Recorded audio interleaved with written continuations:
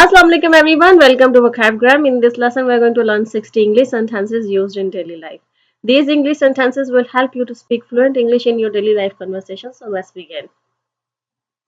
Our first sentence is मुझसे ज़ुबान मत लड़ाओ। हम अक्सर छोटे बच्चों को कहते हैं ना, जब कोई आगे से बदतमीजी कर रहा हो तो आप कहते हैं मुझसे ज़ुबान मत लड़ाओ। तो उसको आप इंग्लिश में बोलेंगे don't talk back to me. Don't talk back to me. Our second sentence is दिल पे मत लो। ठीक है, किसी से आपने कोई बात कही तो आपने ये कहना हो कि यार इस बात को अपने दिल पे मत लो। उसको आप इंग्लिश में कहेंगे don't take it to heart. Don't take it to heart.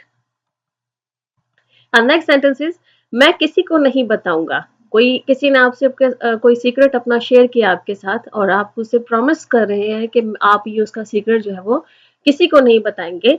तो उसके लिए आप इंग्लिश में कह सकते हैं my lips are sealed. My lips are sealed कि मेरे जो होंठ है वो सिले हुए हैं, मतलब कि तुम्हारी बात जो है ना वो मेरी जुबान पे नहीं आएगी, मैं किसी को नहीं बताऊंगा। नेक्स्ट इज अफवाहें मत फैलाओ। अफवाहें होता है ना किसी के बारे में गलत बातें जो है वो फैलाना या करना। ठीक है, तो उसको आप इंग्लिश में कहेंगे don't spread rumours. Don't spread rumours. And next sentence is मुझे बहकाओ मत, और इसको इंग्लिश में कहेंगे don't lead me अस्ट्रे।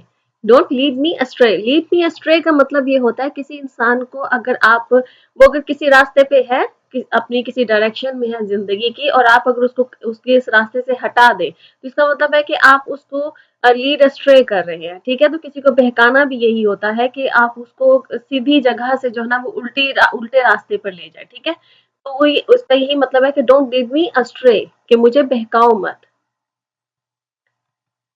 Next sentence is आपका हुक्म सर आंखों पे। आपका हुक्म सर आंखों पे, उसको आप इंग्लिश में कहेंगे your wish is my command. Your wish is my command. Next sentence is वो हमेशा मेरे काम में टांग अड़ाता है। इसको आप इंग्लिश में कहेंगे ही always interferes in my business. He always interferes in my business, कि वो हमेशा मेरे काम में टांग अड़ाता है। आगे है उसके बच्चे बिगड़े हुए हैं। कुछ बच्चे होते हैं ना वो बहुत बिगड़े हुए होते हैं, बड़े बदतमीज होते हैं, और अगर आपने ये कहना ना कि उनके बच्चे बड़े बिगड़े हुए हैं, ठीक है, तो उसको आप इंग्लिश में कहेंगे her children are spoiled rotten. Her children are spoiled rotten. Next sentence is मुद्दे की बात पे आओ। कोई बात कर रहा होता है ना, और अगर वो असल बात जो कहना चाह रहा है उस पर नहीं आ रहा और आपने उसे कहना है कि भाई असल बात पे आओ, तमहीद मत बांधो, तो उसको आप इंग्लिश में कहेंगे come to the main point। come to the main point। Main point भी कह सकते हैं, कम टू द पॉइंट भी कह सकते हैं। ठीक है, तो दोनों तरह से ठीक है, कम टू द पॉइंट और come to the main point. Next sentence is तुम कहना क्या चाहते हो। कोई कोई बात कर रहा है, आपको नहीं समझ में आ रही कि वो असल में क्या कहना चाहता है। ठीक है, तो आपने अगर ये कहना है कि तुम कहना क्या चाहते हो, तो आप इसको इंग्लिश में कहेंगे what are you getting at. What are you getting eight.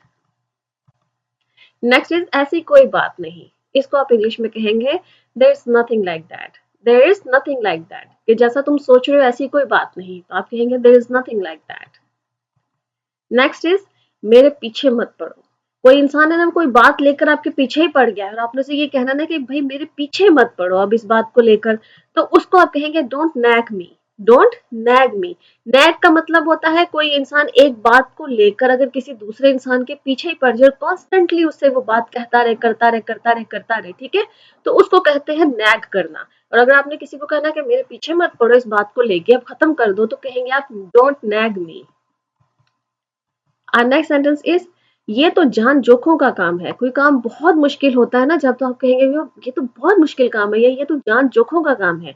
इसको आप इंग्लिश में कहेंगे it's an uphill task. It's an uphill task, कोई ऐसा काम जो बहुत मुश्किल हो। नेक्स्ट सेंटेंस इज वो बहुत बड़े दिल का मालिक है। ठीक है, कोई इंसान है वो बहुत बड़े दिल का मालिक है, उसको आप इंग्लिश में कहेंगे he is a generous man. He is a generous man. Next is बात करने में कोई बुराई नहीं है। ठीक है ना, आपने किसी को कहना ना कभी बात करने में क्या हर्ज है, जाके बात कर लो, बात करने में तो कोई बुराई नहीं है, तो आप उसको इंग्लिश में कहेंगे there is no harm in discussing. There is no harm in discussing, कि बात करने में कोई बुराई नहीं है। नेक्स्ट इज खड़े होकर पानी मत पियो। इसको आप इंग्लिश में कहेंगे don't drink water while standing. Don't drink water while standing. हमारा नेक्स्ट डेली यूज सेंटेंस है सब कुछ ठीक हो जाएगा। सब कुछ ठीक हो जाएगा। इसको आप इंग्लिश में कहेंगे एवरीथिंग विल बी ऑलराइट। किसी को हमने तसल्ली देनी होती है ना, दिलासा देना होता है कि परेशान मत हो, सब ठीक हो जाएगा, ठीक है? तो आप कह सकते हो don't worry everything will be alright, सब ठीक हो जाएगा, ठीक है? हमारा अगला इंग्लिश सेंटेंस है उससे बच के रहो, उससे बच के रहो। किसी से आपने कहना हो ना कि उस इंसान से बच के रहो, वो मुझे कुछ ठीक इंसान नहीं लग रहा, तो आप कहेंगे be aware of him, be aware of him, उससे जरा बच के रहना। मुझे भी ऐसा ही लगता है। आप किसी ने कुछ कहा, आप बोले भाई मुझे भी ऐसा ही लगता है, ये ऐसा ही है, ठीक है? तो आप कहेंगे I feel the same way, I feel the same way, कि मुझे भी ऐसा ही लगता है। हमारा नेक्स्ट इंग्लिश सेंटेंस है तुमने मेरे मुंह की बात छीन ली, तुमने मेरे मुंह की बात छीन ली। इसको आप इंग्लिश में कहेंगे you took the words right out of my mouth, you took the words right out of my mouth. Next is मुझे भी मैं भी। जैसे ये मुझे भी मैं भी में आप इस तरह समझ लें जैसे कोई कह रहा हो ना कि यार मुझे ना ग्रीन कलर बहुत पसंद है, और अगर आपने कहना हो कि मुझे भी, रिप्लाई में बोलते ना हम अक्सर कि हाँ मुझे भी ये पसंद है। या अगर इंसान कहे कि यार कल मैं जिम गया था, तो अगर आपने कहना है कि हाँ मैं भी गया था, मैं भी, ठीक है? तो इस तरह के जो रिप्लाई में हम बोलते हैं, तो इसको हम इंग्लिश में बोलेंगे so do I, so do I. जैसे कोई कह रहा है कि मुझे ग्रीन कलर या पिंक कलर या रेड कलर पसंद है, तो आपको भी अगर पसंद है तो आप आगे से कह सकते हैं सो डू आई, कि मुझे भी पसंद है, ठीक है? या मैं कल जिम गया था और आप भी गए थे, तो आप कहेंगे सो डू आई, ठीक है? कि मैं भी, ठीक है? तो मुझे भी और मैं भी करके जो आपने रिप्लाई करना, तो आप बोलेंगे सो डू आई।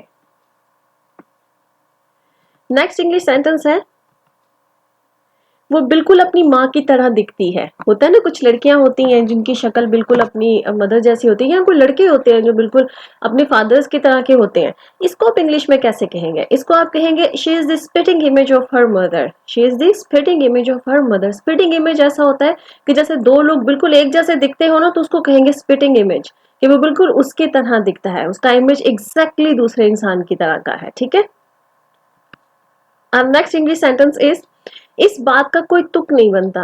जैसे कोई बात बड़ी फजूल सी कर रहा हो ना, और आप कहेंगे तुम्हारी इस बात का ना कोई तुक नहीं बनता, बहुत फजूल बात कर रहे हो। इसको आप इंग्लिश में बोलेंगे it doesn't make any sense, it doesn't make any sense. हमारा next daily use English sentence है मुझे कुछ काम करना है, ठीक है? आपको कोई काम करना है, आपने किसी कोई बात कर आपने कहना है यार मुझे कुछ काम करना है अभी, ठीक है? तो उसको आप कहेंगे I go to get some work done, I go to get some work done. अच्छा, अब ये गॉट टू गेट जो है ना, इसको इंग्लिश में जो लोग है ना गॉट टू को गोटा करके बोलते हैं फ्लुएंसी के लिए, ठीक है? जो स्पीड में आप बोलते हैं ना, तो आप गॉट टू नहीं बोलते हैं, गोटा बोलते हैं, ठीक है? तो आई gotta get some work done जब आप फ्लुएंसी में बोलेंगे, तेज बोलेंगे, I gotta get some work done. Next sentence is शक की मत बनो। किस कोई इंसान है ना कि वो बहुत शक कर रहा है आपके ऊपर, आपने उसको कहना है कि इतना शक्की मत बनो, तो उसको आप कहेंगे don't be so sceptical, don't be so sceptical. Sceptical वो इंसान होता है जो बहुत शक करता है। नेक्स्ट इंग्लिश सेंटेंस इज वो भयानक मौत मरा। किसी की खुदा न खास्ता मौत बहुत बुरे तरीके से हुई और आपने कहना कि वो बड़ा भयानक मौत मरा, तो आप कहेंगे he died a miserable death, he died a miserable death. अब नेक्स्ट सेंटेंस इज अब्बू ने आपको बुलाया है, या पिताजी ने आपको बुलाया है, या फादर ने आपको बुलाया है, या डैड ने आपको बुलाया है। तो अगर किसी को कहना है कि आपको बुलाया है उन्होंने, तो उसको ये कहेंगे इंग्लिश में dad has asked for you, dad has asked for you. Next English sentence है सच सच बताओ, सच सच बताओ। उसको आप इंग्लिश में कहेंगे tell me the truth, tell me the truth. Next is क्या बात है, उसको आप इंग्लिश में कहेंगे what's the matter, what's the matter, कि क्या बात है। मुझे हक है जानने का, ठीक है? इसको आप इंग्लिश में बोलेंगे I have the right to know, I have the right to know, मुझे हक है इस बात को जानने का। नेक्स्ट इज मेरी भूख मर गई। कोई तो कभी कभी होता है ना, आपको कहते हैं कि मेरी तो भूख ही मर गई है तुम्हारी ये बात सुन के, ठीक है? तो उसमें आप कहेंगे I lost my appetite, I lost my appetite. Appetite कहते हैं भूख को। नेक्स्ट वन पैसा ही सब कुछ नहीं होता। इसको आप इंग्लिश में कहेंगे money is not everything, money is not everything, कि पैसा ही सब कुछ नहीं होता। मुझे इस बारे में थोड़ा बहुत ही पता है, ठीक है। अगर किसी बात के बारे में कहना हो ना कि मुझे इस मामले के बारे में बस थोड़ा बहुत ही पता है, ज्यादा नहीं पता है, तो उसको आप कहेंगे I know just a bit about it. I know just a bit about it, ये थोड़ा बहुत ही पता है, ज्यादा नहीं पता है। ज्यादा दूर मत जाना, इसको इंग्लिश में बोलेंगे don't go so far. Don't go सो फार, कि ज्यादा दूर मत जाना। तुम्हें मुझसे क्या दुश्मनी है? कभी कभी हम कहते हैं ना, कोई इंसान ऐसे ही आपसे दुश्मनी लेके बैठ गया, भाई तुम्हें मुझसे क्या दुश्मनी है जो हर वक्त तुम मेरे पीछे पड़े रहते हो? तो इसको आप इंग्लिश में कहेंगे what enmity do you have with me. What enmity do you have with me, ठीक है, कि तुम्हें मुझसे क्या दुश्मनी है। एनिमिटी इज दुश्मनी। नेक्स्ट इज ये हुई ना बात। किसी को जब आप बहुत चेयर अप कर रहे हो तो कहना कि बस ये हुई ना बात, तो उसको आप इंग्लिश में कहेंगे that's the spirit. That's the spirit. Next is जल्दी किस बात की है?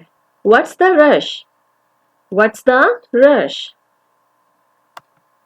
नेक्स्ट इज मैंने उस आदमी को यहां देखा है।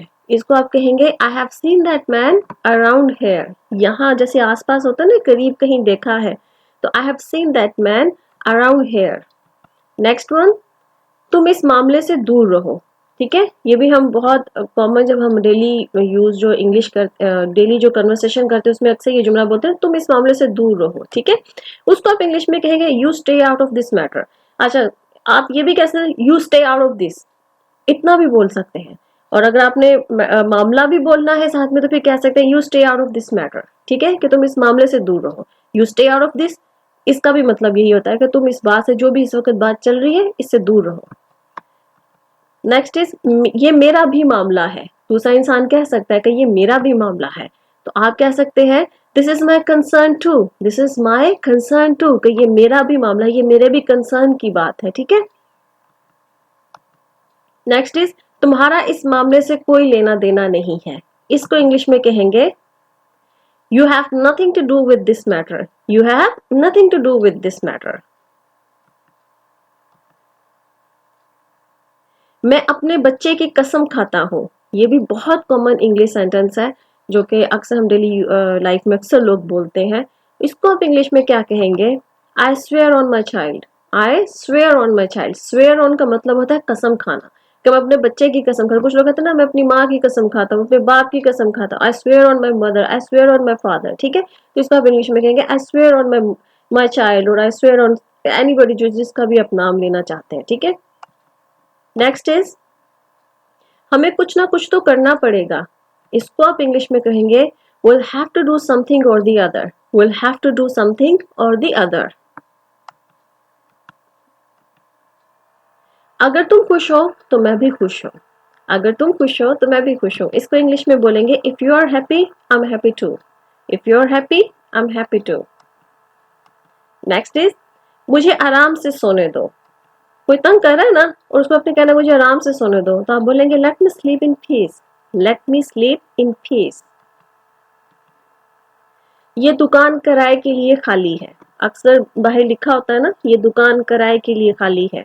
उसको आप कहेंगे this shop is vacant for rent. This shop is vacant for rent. Next is जैसे को तैसा। जैसे को तैसा, इसको इंग्लिश में कहते हैं tit for tat. Tit for tat. क्या तुम मुझे बोझ समझते हो? इसको आप इंग्लिश में बोलेंगे do you consider me a burden. Do you consider me a burden. अपनी राल मत टपकाओ। ये हम अक्सर बोलते हैं, कोई इंसान है किसी चीज को देख के उसकी राल टपकने लगे तो आप कहना अपनी राल मत टपकाओ। उसको कहेंगे don't drool. Don't drool. Drool कहते हैं राल का टपकना, वो जो हमारे मुंह से वो थूक, वो स्लाइवा जो होता है वो बाहर निकलने लग जाए ना, तो उसको राल टपकना बोलते हैं, और उसको इंग्लिश में ड्रूल है उसके लिए वर्ड। नेक्स्ट वन, मेरा काम बस तुम्हें बताना था। इसको आप इंग्लिश में कहेंगे my job was just to inform you. My job was just to inform you. मेरे सब्र का इम्तिहान मत लो। Don't try my patience. Don't try my patience. तुम्हारे चेहरे पे साफ लिखा है। इसको आप इंग्लिश में कहेंगे it's written all over your face. It's written all over your face. ये सड़क किधर जाती है? इसको आप इंग्लिश में कहेंगे where does this road lead to. Where does this road lead to, तो ये सड़क किधर जाती है? ये सड़क बंद है, इसको आप कहेंगे this road is closed, this road is closed. झगड़ा किस बात का है? What's the quarrel about, what's the quarrel about, झगड़ा किस बात का है? नेक्स्ट वन इज क्या गड़बड़ है, क्या गड़बड़ है, इसको आप कहेंगे what's the trouble, what's the trouble. वो तुम मुझ पर छोड़ दो, leave that to me, leave that to me, वो तुम मुझ पर छोड़ दो। अपना अपना और पराया पराया होता है, ये भी हम डेली कन्वर्सेशन में अक्सर बोलते हैं ये जुमला, ठीक है। इसका इंग्लिश सेंटेंस क्या होगा? अपना अपना और पराया पराया होता है, इसको कहते हैं blood is thicker than water, blood is thicker than water, ठीक है। ये एक प्रोवर्ब है ना, तो प्रोवर्ब की भी वो इंग्लिश में भी स्पेसिफिकली होता है, उसकी लिटरल ट्रांसलेशन नहीं की जाती है। जैसे ऐसे को तैसा, टिट फॉर टैट कहते हैं, इसी तरह से अपना अपना और पराया पराया होता है, तो इसका मतलब blood is thicker than water, ठीक है, कि जो खून है वो थिकर होता है। नेक्स्ट सेंटेंस इज बेहतर है हम बातों की जगह काम करें, ठीक है, तो इसको आप इंग्लिश में कहेंगे we would rather work than talking.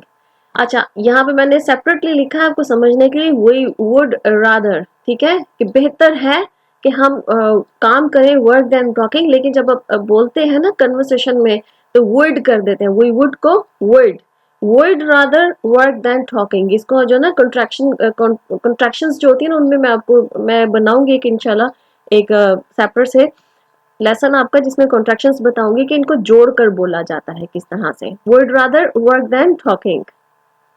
और हमारा लास्ट सेंटेंस है तुम यहाँ क्यों आए हो, तुम यहाँ क्यों आए हो, what brings you here, what brings you here. Okay friends, these are the English sentences used in daily life conversation.